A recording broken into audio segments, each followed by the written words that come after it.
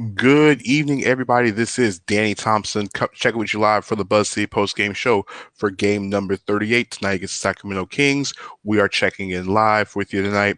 Like I said, this is the most comprehensive post-game show you're going to find about your Charlotte Hornets anywhere across the United States. For the next 25 minutes or so, I'm going to go ahead and talk about tonight's game, as well as what you look forward to with the Hornets' upcoming road trip down on the West Coast starting on Wednesday.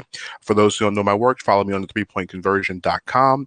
I am a senior NBA writer for the threepointconversion.com, covering the Charlotte Hornets, and also check out the work on YouTube as well as threepointconversion.com because I just released an article about the Hornets and their upcoming road trip. I think it came up earlier today. Also, if you've never watched the show before, once again, welcome. And for those who've never seen the show before, I say welcome, and also who've been here before, guess what? Thank you for coming back again. Also, at the same time, follow me on the Haps app by just downloading it at www.haps.tv. Also, you can see it in the left-hand corner under the location sign that just went away. We like, share, subscribe. At the same time, you know when every time the show goes live, because we don't have a consistent time, because as with Hornets games throughout the season, games do happen at different times, and post-game press conferences end all at different times as well too. So if you like the show, like I said, like, share, tag all your Hornets friends, and let's talk about what we saw tonight. So once again, also, if you're in the chatters room as well, too, that's if you're on all the social media platforms, which includes Facebook, YouTube, Instagram, Haps, Twitter, by all means, please leave a like. Also, leave some comments in the chat, so that way, I can also answer them as well, too. So the Charlotte Hornets ended their I guess want to say a three-game short home road trip tonight, as took on the Sacramento Kings, and it was not the prettiest effort. It was not the way they wanted to go into the road trip for the first 43 minutes of the game tonight. The Hornets didn't even lead for the majority of this game tonight, and they're taking on a Sacramento Kings team they have beaten on the road about 2 weeks ago in a game where, as Eric Collins would say, it was the Midnight Miracle Part 2, because they pretty much had to come back in the fourth quarter for the second time in about, I don't know, it was just a really, really bad comeback. And then tonight, the Kings that came in shooting the basketball very well. Charlotte, who had been playing some very good first quarter defense, and something that James Borrego had been talking about, that was a key thing for this team tonight, was continuing what they were doing in the first quarter. In the previous two games, they only gave up 22 points in the first quarter. They gave up 37 in the first quarter, and you just saw it, that it was looking to be the point where it was going to be another long night in Charlotte.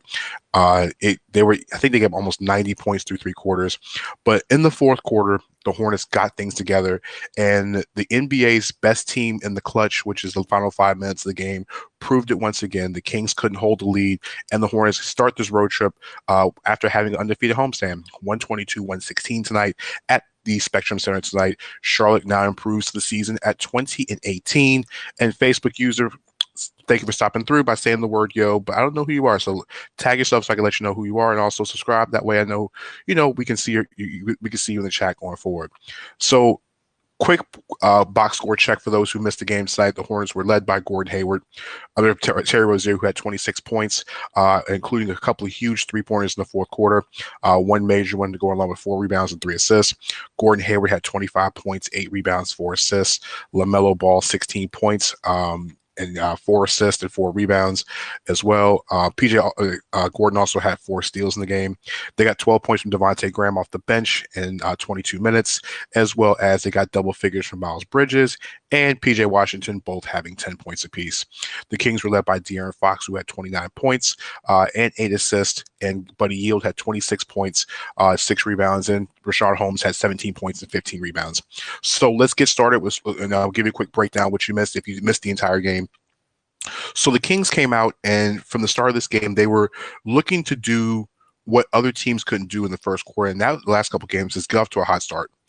Previous to the Charlotte Hornets defensive stopping in the first quarter, the Hornets had been struggling to give up points in the first quarter because they would give up right around almost 30 points a game in the quarter, and the Kings took advantage of it. It seemed like Charlotte, even though they were knocking down threes, they couldn't stop anything the Kings could do on the interior. At the end of the first quarter, the Kings were 17-26 from the floor, but they missed. But some of those misses came from behind the three-point arc. It was to the point where the Kings were 15 for 18 from inside the three-point arc in the first quarter. They out-rebounded Charlotte and also only committed 2 turnovers in the quarter. As the Hornets fought back into it, good start from Terry Rozier, who had 11, and Gordon Hayward, who had 9. But it was really a balanced effort, because the problem is with Charlotte, on the defensive end, it's really been trying to stop the interior. And Marvin Bagley had 10 points in the first quarter as he just dominated what the Hornets had in the first quarter inside the paint. What's up, my main man, Jamal Darby? Check out their show Under Construction Sundays, talking all things Charlotte sports, including Hornets, Panthers, and anything else Charlotte related with some of the best, two of the best co-hosts with Jamal, Rodney Richardson, and my main man, Kaiser Sose. Check out their pod. Outstanding show on Sunday afternoons, especially when you got church as well. So check those guys out as well. When you get to, and so at the end of the first quarter, Hornets down 5, and the real problem was the defense in the first quarter. Like I said, the Kings shot almost 60% from the first, 65% in the first quarter, and they crashed defensive boards, keeping Charlotte away from second chance opportunities. And a game that really didn't have many turnovers. Charlotte did stop the turnover issue they had in the first quarter, in the first half, in the previous game on Saturday night against Toronto. But like I said, Hornets down 5 at the end of 1. Second quarter, Charlotte came out in the second quarter, played much better. If you can call much better on the defensive end, giving up 30 points. The Kings, they only shot 50% from the floor. You're happy with the defensive effort. They missed 5 of their 7 threes, including a few wide open ones from Buddy Hield. Charlotte couldn't get shots to go down, but they got to the free throw line and hit their free throws effectively. The ball was moving around a little bit better. The bench wasn't really into the game except for Miles. They got consistent minutes from the starters, but a turning point happened in the second quarter when Marvin Bagley went down with his hand, hurt his hand towards the end of the first half. Bagley, who was basically, like I said, in the first quarter, dominating Charlotte, he went down trying to guard Terry Rozier on a three-pointer, and it seemed like the game had changed at that point for the Kings because they were out without their best interior offensive presence, even though Rashawn Holmes was grabbing rebounds. Come to find out at the end of the game that Bagley's hand was fractured. We don't know how long he is, but this is another bad break for the kid from Duke as he's just trying to find his way in the league. He's just been hit with injuries all the time. Halftime score, Hornets are down 67-61. Like I said, they shot better. They played better defensively, but the Kings were still at almost 60% shooting from the floor. Hornets were only out-rebounded by 2, which is something that was good. The assist total was there for Charlotte with 17 as a team. And you saw what Gordon Hayward did in the first. He had 7 in the first, had 7 in the second. He finished the half with 16 points to lead the Hornets in the way, and also had the game high. Rozier had 15 at the break for Charlotte, but you can tell the defensive intensity was going to happen. And you thought the third quarter, who the Hornets have been arguably one of the best, if not the best defensive team in the second half when it comes to giving up points. The third quarter wasn't it. On the defensive end, Charlotte gave up 64% from the floor in the third quarter, and the Kings started hitting threes. And at one point, they were up by 15 points in the third quarter. But give the defense, give the second unit of Charlotte a lot of credit in the third quarter. Devontae Graham, who was scoreless in the first half, knocked down three huge threes in the quarter. They got some good effort from Cody Martin, who had a really, really big fourth, but started getting his momentum in the third. Malik had an outstanding dunk in the quarter, and the Kings started falling apart at the end of the third quarter. At the end of 3, Charlotte outscored by a point, but it's 96-91 after Bjelica hit this insanely bad shot at the end of the third quarter. But the Hornets had started to fight back. You started to see the breaking of the armor inside of what was going on with the Kings, and you knew that something was coming. Charlotte was at home. They had the fans behind them. And in that fourth quarter, the way the fourth quarter started, give it up for LaMelo Ball. Now, Hornets fans are going to ask, why was LaMelo Ball not playing in the end of the game? We'll get to that in a minute. But in that beginning part of the fourth quarter, LaMelo Ball actually hit 8 straight points for the Hornets. It started with Malik Monk's dunk in the beginning part of the quarter, and Melo had took the game over. Was scoring on the offensive end, but the problem was they were giving up baskets on the defensive end. So everything LaMelo was doing on offense, they were just giving right back up on defense. And the Hornets kept chipping at the lead. At one point, it was 104-101 after Ball hit out another floater from the corner from Zeller. Harrison Barnes missed a 3-pointer, and that's when Melo hit 8. As I said, he had 8 straight points at that point to get the lead to 4. Melo had a chance to tie the game, had a step back shot. I was not a big fan of the shot. I know it's a heat check type of shot, but it's in the fourth quarter. You're down by 3, and the Kings couldn't stop LaMelo. So instead of, he had a chance, I think he had Holmes by him one-on-one, took him off the dribble. He took a step back 3 with, I think, maybe 19 seconds left on the shot clock. He airballed it. And when he airballed it, the Kings were down the other end and they scored on it with De'Aaron Fox to bring the lead up to 5. At that point, LaMelo was coming out at that point. And it was 106 101. Halliburton hit a shot to make the game 7. But then the Kings with the Kings, and the Charlotte Hornets proved what they've been doing in the fourth quarter. I mentioned before the final 5 minutes of the game, the Hornets are the best in the NBA. It's statistically been proven, and once again, they lived up to the hype. Rozier hits a bank shot to cut the lead to 5 with about 5 minutes left in the game, and De'Aaron Fox scores next possession, but then Charlotte erases the lead. The technical Rozier got hit a couple free throws. Devontae hit his only 3 in the fourth quarter to cut the lead to 2. Hayward, an outstanding play with Tyrese Halliburton slipped, and next thing you know, Hayward basically penned down a falling Halliburton for an easy layup to tie the game. And this wasn't the only play Gordon made in the fourth quarter, by the way. After the game was tied, De'Aaron Fox just struggled from the free throw line in the fourth quarter. He was terrible in the fourth quarter. Normally a pretty good free throw shooter, couldn't hit free throws down the stretch. After it was a 1-on-1 situation that Fox had, and Miles Bridges made a terrible, terrible pass trying to get the ball down to PJ. The play of the game happened right around the 2-minute mark of the game where Terry Rozier ends up making it. Gordon Hayward gets a steal, and Rozier ends up catching the ball and finding Gordon Hayward running down the court, and he dunks on De'Aaron Fox, who was one of the fastest players in the league, and Fox thought he caught him at the rim. Hayward dunked and got the foul. 3-point play, crowd's going crazy. Well, the 2,900 fans that were in the building goes crazy. You can hear it. You can hear it in the living room if you're watching the game at home. Hornets then take the lead, and then it takes off from there. A big 3-pointer from Terry Rozier once again after a good look from Gordon Hayward because everybody's looking for Hayward. Rozier knocks down a big 3. And then a very, very questionable call at the end of the game that actually went Charlotte's way. In a game where Charlotte couldn't get a foul, there was a play where LaMelo Ball was extremely fouled. I think De'Aaron Fox probably tackled him, could have played for the Panthers' defensive backside of the thing, defensive part of the thing. Tackles Ball with no call. Rozier on the inbound, maybe 30 seconds left in the game. Charlotte had inbound. PJ Washington was inbounding it to Rozier. If you look at the replay, it looked like Rozier tipped the ball as it was going into the backcourt because Charlotte was already in the front court. The referees didn't see it that way. Rozier was fouled. Rozier gets to the free throw line, knocks down 2 free throws, gives the Hornets a 5-point lead. At that point, enough said. Charlotte takes care of business. 122-116. Final play of the game, final possession of the game, Cody Martin with a dunk to pretty much seal it. Hornets now 20-18 on the season, and the Sacramento Kings fall to a grand total of 15-24 on the record for the season. Like I said, Rozier had a game high 26 with Gordon Hayward 25 points and a grand total of 4 steals for him tonight. So, what did we learn about this game tonight? Well, we've learned a few things. One, never count the Charlotte Hornets. All right, under any circumstances, if this team has life in the fourth quarter and the game is close in the final 5 minutes, the Hornets have a chance to win every game. They are the only team in the NBA that is undefeated when leading in the fourth quarter, and they're also the NBA's most statistically, fundamentally sound offense in the entire league, excluding efficiency, points per 100 possessions. Nobody is close to the Hornets in crunch time. Terry Rozier came up huge in crunch time once again, knocked out a huge 3. Like I said, you had a 3 from Devontae. Gordon had huge numbers in the fourth quarter all across the board. It wasn't just the scoring for Hayward in the fourth quarter.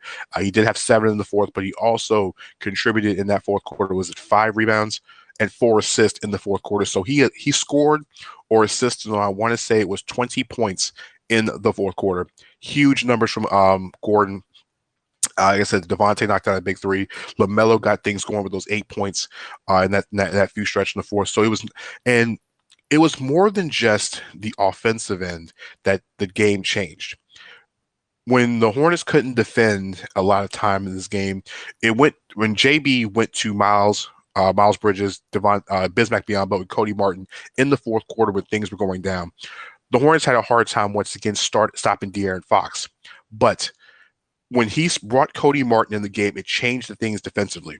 Not only did Martin was getting Fox frustrated, he also had that huge hands in his face on Buddy Yield, who took an inexplicable 3-pointer on an inbounds play with 50 seconds left in the game with 22 seconds left on the shot clock.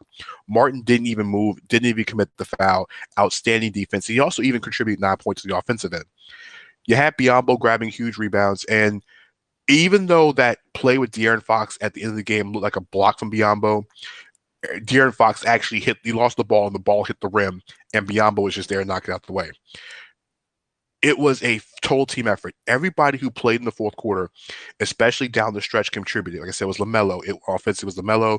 It was Terry, it was Gordon. All those guys contributing offense. Devontae hit a huge three. Like I said, Cody and Biz and Miles did it on the defensive end. Everybody was contributing, and this is what Charlotte needed tonight. They needed a game like this to get into the road trip. And when you looked at this game on paper to start out, this was a game the Hornets had to win. With the road trip coming up on Wednesday, you had to win every game possible. This is a game that's a must-win type of game because the West Coast road trip is the toughest of the West Coast road trips. Charlotte now begins Wednesday a stretch of games that would include 11 of the next 13 games on the road. The only 2 games are at home is sandwiched in between a 5-game road trip and a 6-game road trip. This is basically crunch time for Charlotte. The West Coast road trip falls right before the trade deadline. So it makes for a very interesting theater for the Hornets. At 20-18, they're in the 6th spot in the Eastern Conference right now in the standings. And talking to Coach Borrego at the end of the game, it wasn't the way he wanted to win, but you have to win games like this. You have to win those tight knit games, and you guys start winning these games in a row. It's a 4-game winning streak, and you don't know what type of momentum you're going to bring into the game on Wednesday, but you need every bit of momentum as you possibly can. In post-game tonight, some of the things that Coach had mentioned was the fact that it was a team effort. He mentioned how good Cody was defensively and being able to trust Cody when you need defensive stops, the same way he trusts Miles, the same way you see Biyombo. When the team needs defense, you'll see those 3 guys because those 3 guys' job is to bring energy and defense when they are needed. Other things he said in post games, I of course talk about how Gordon and the crowd were really instrumental, how Terry knocked down big shots, how the team just came together to win this game. I think it was a 19-5 run over those final 5 minutes to get the Hornets to victory, and how important it was to win this game going into the West Coast road trip. Cody Martin in post game side told us just how good it feels to have the confidence of the coaching staff and how confident he is when he's in the game, no matter whether he's playing consistent minutes or playing every night. When he's called, he does his job. And speaking of Gordon Hayward after the game, he said that it's very refreshing to have not just one guy, but multiple guys be able to carry games in the fourth quarter. And he also mentioned the fact that the Hornets have 3-game winners, and all 3 have been from 3 different players this year. So it was a lot to take in, a lot to go forward. And now the Hornets homestands over. We won't see the Hornets back in Charlotte until after the trade deadline. So let's get ready for Wednesday. Wednesday starts the humongous 5-game road trip that is a season-defining road trip for this team right now. They're playing 4 teams in the Western Conference that are in the playoffs, and the 5th one probably is trying to lose every game. The West Coast road trips include games on Wednesday against Denver, Thursday against the Lakers, Saturday against the LA Clippers, with closing the road trip out with San Antonio, Houston. Before I get into it, Mike Patton in the chat says, "Buddy, sometimes make you shake your head." Listen, no, Mike, yes, you are right about this one. But Luke Walton's decision to play Jabari Parker was the one that made me shake my head. Parker hasn't played a game. I can't even tell you when. I think it was Parker's 2nd game of the season. And he played a grand total of 2 minutes, but the 2 minutes he was in the game, I think Jabari was a negative. What was his negative of the night? I think Jabari was a negative. What was it? A -6 in 2 minutes. It seemed like Jabari Parker was probably the reason why the Hornets got back in this game. Stephen Gray in the chat from Facebook says the Hornets win again. Yes, sir. The Hornets took care of business tonight. So what about this road trip is huge? All right. You're playing the Denver Nuggets and you're playing the LA Lakers in back-to-back nights. It's already tough enough to go play Denver because how good Denver is, but the other part is you got to play into the altitude. Charlotte's not the deepest team in the league, and not only not the deepest team in the league, they have athletes, but it's a different type of athlete. Playing in Denver is not easy. It's not an easy thing. The altitude gets to you, and you have to get adjusted to it very quickly. Denver runs up and down, and that's the reason why they're so good at home because they're used to the mile high air. On top of that, you have the Lakers on Thursday night, and you got to deal with LeBron James and company. No matter if Anthony Davis is playing or not, you got to deal with him. The Clippers pose problems. They're the second best home. They have the second best home record in the Western Conference at 12-6. And anytime you have to deal with the defensive matchups that include Kawhi Leonard, Paul George, and Patrick Beverly, having those guys guard you defensively is a problem. Don't sleep on that Spurs game on the fourth game of the road trip. The Spurs are in the playoffs. Even though LaMarcus Aldridge is now away from the team, this team is still in seventh place in the Western Conference. And this is the same Spurs team that beat the Hornets in their building when everybody was shorthanded a few weeks ago. And finally, the Houston Rockets in the road trip. And listen, this is right before the trade deadline. So I don't expect Victor Oladipo to be in the lineup. I don't expect PJ Tucker to be back either. The Rockets could be a completely different team with a bunch of nobodies, kind of like the Kings are, and you have to win that game. Yeah, Steplin said, thank you, Luke, for bad coaching. Listen, some of the stuff was Luke Walton's fault, and some of the stuff was just terrible all the way around. Yeah, I know, Mike. Jabari was there tonight. And listen, Kings fans been wanting to see Jabari Parker for the longest, but he finally got on the court tonight. So what to expect in Denver? Well, the one thing Charlotte has to their advantage, one thing that Charlotte can do on Wednesday is that they can go up and down, go point for point with the Nuggets when they want to run. Charlotte has enough shooters, but with shooters, it's either a good thing or a bad thing. Either shots go in or shots don't go in. If Charlotte is on with the shooters they have with Rozier and Hayward over and Malik over 40% from the 3-point line, we all know how good Devontae can be from behind that line. LaMelo's been really good behind the line. And then you have the streakier shooters like PJ and Miles from behind the arc. Charlotte can keep up with the Nuggets point for point if it gets to a shootout. The problem is if Nikola Jokic is just getting in there and dominating down the post, it's hard for Cody Zeller. It's going to be hard for Biyombo. It's going to be hard for Washington, especially if PJ gets in foul trouble, to keep the Joker off the block. And if the Joker's on the block, wheeling and dealing, Jamal Murray, Michael Porter Jr., Will Barton, those guys will take advantage of it. It's of the games out of the three, I call the death three games, Nuggets, Lakers, and Clippers. Denver is Charlotte's best chance to win out of those three. It's the best chance they have because, like I said, they can play up tempo, they can run, they have athletes, and they can move up and down the court. It's just how can James Borrego and company keep Nikola Jokic from getting 50 points, for getting a triple-double. Because if he's in that high post and he's just backdoor cutting, Charlotte is not very good in cutting backdoor. This could be a game where you see a lot more of the James Borrego zone, which a lot of Hornets fans don't like, but it does mask a lot of defensive problems they have and defensive deficiencies. What the Hornets need on Wednesday night is much more of an aggressive LaMelo ball. At times, LaMelo can be super aggressive. At times, LaMelo cannot be super aggressive. He needs to be aggressive from the very beginning because Jamal Murray is an aggressive point guard. You got to go back and forth with him. I know Terry's going to get his. Gordon's going to have a quick start like he did tonight because when he has a quick start, he's going to have a good scoring night. We saw it tonight. He had 7 in the first quarter, 9 in the first quarter, 16 in the first half. He had 25 in the game because that's what Gordon Hayward does. If he's not getting in the flow offensively early, it could be another 9-point night like it was Saturday. They need him to score because you need all your weapons to beat the Denver Nuggets possible. Mike Patton in the chat saying Denver, yeah, he agrees that Denver is the best shot because Denver struggles on the defensive end and Charlotte can shoot the three-pointer. This is the game they got to win. Now, the game for Wednesday night will be 9 p.m. Eastern. Game is on Fox Sports Southeast at 9. So it's going to be a later show on Wednesday night because I think we'll probably be on probably a little after midnight. With the Lakers game is NBA TV, which is Thursday night. That's going to be the late game on Thursday. I think it's 10:30 NBA TV on Thursday night. So there's a lot. There's going to be a lot more later shows going on this week. So once again, like I said, this is a big win for Charlotte. Charlotte's 2018 of the season. And to be realistic, if the Hornets can somehow in this trip, like I said, I wrote on the 3pointconversion.com today about what I thought about the Hornets week. Like I said, them winning tonight. At least they avoid the doomsday scenario, which is losing all 4 games this week.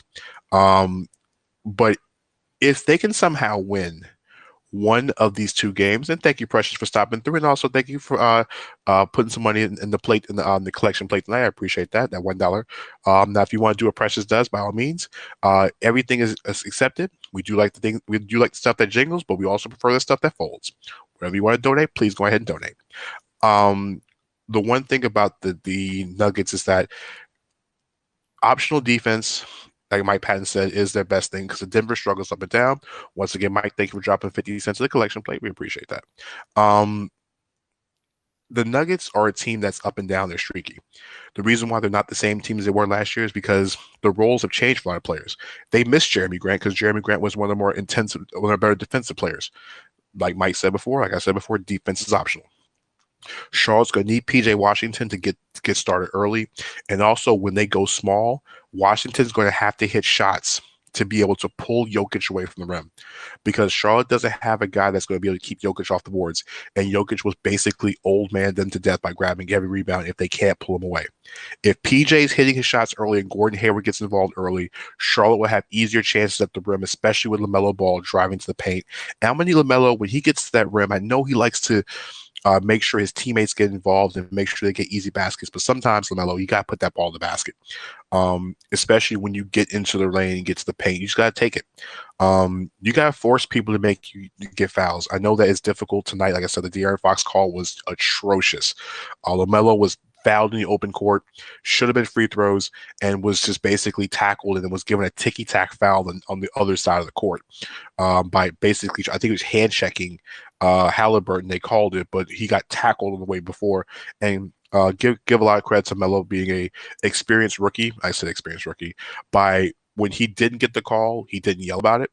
He didn't complain about it, didn't sulk, got right back up and played defense on the other end. So you got to give him a lot of credit for being mature enough to do that, because some players around this league, even not even rookies, will make that mistake and start jawing at the referee when things happen. So Hornets take care of business tonight. Like I said, 122-116 of the Sacramento Kings, and they start the West Coast road trip on Wednesday against the Denver Nuggets in a crucial road trip stretch. Like I said, this is a trip they have to win.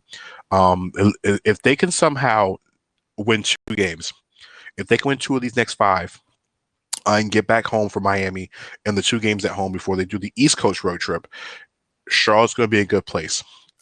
I think losing all 5 games could be seriously damaging to what the Hornets are doing at this point. Now, if the Hornets go 3-2 on this trip, James Borrego might even start getting Coach of the Year consideration if they can somehow win 3 of these 5 games. Because even if you beat the Spurs and the Rockets, you're going to have to either beat the Kings, like I said, you got to beat the Clippers, Lakers, or Nuggets. You got to beat one of those 3 teams. So you never know. The Hornets have pulled off weirder and wilder things before. So we'll see you guys on Wednesday night. Actually, I'll have a double show on Wednesday. There'll be a college basketball show, which I'll be making my selections for March Madness at that point because the brackets will be locked in on Wednesday. And we'll have Hornets post game after midnight on Thursday morning. So I appreciate Steplin, Precious, Mike, Jamal from Under Construction for stopping through. Like I said, my name is Danny Thompson. We'll catch you guys on Wednesday night for the Hornets BuzzCity post-game show for game number 39 against the Denver Nuggets. Stay safe out there. Everybody have a great night. Peace out.